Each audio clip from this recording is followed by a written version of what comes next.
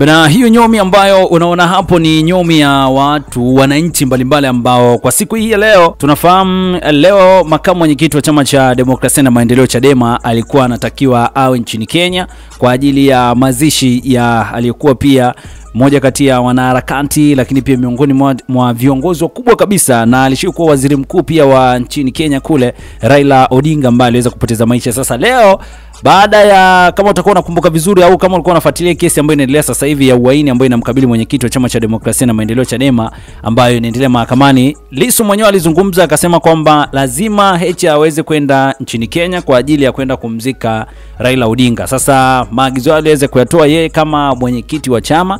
Baada ya maelekezo yale kuweza kutolewa na mambo mengine kama yanaendelea kama kawaida, watu walikubaliana na Heche leo alipaswa kuweza kuondoka kwenda nchini Kenya kwa ajili ya mazishi yao ya Raila Odinga ambayo yanafanyika nafikiri bila shaka ni siku ya kesho.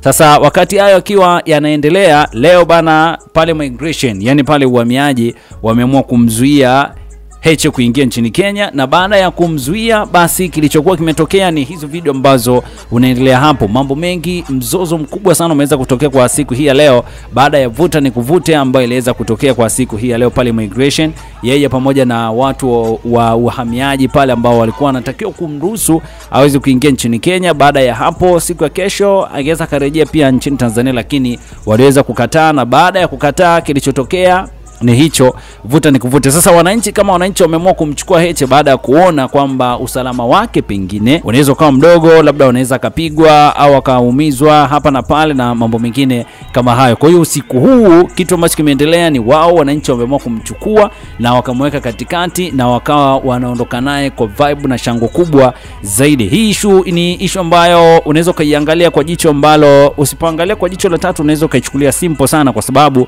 hii inaweza ikawa pengine hata Oktoba 29 watu wanaweza kaingia barabarani tusipokuwa makini, lakini pia wakiingia barabarani ni nini hasa ambacho kinaweza kikazaliwa hatujui, lakini sisi tuombe pia mambo yaweze kwenda vizuri, yaweze kuisha kwa amani. Lakini kubwa zaidi bana kwa siku ya leo ndio kama hivyo unavyoona, vibe kubwa, shangwe ni kubwa.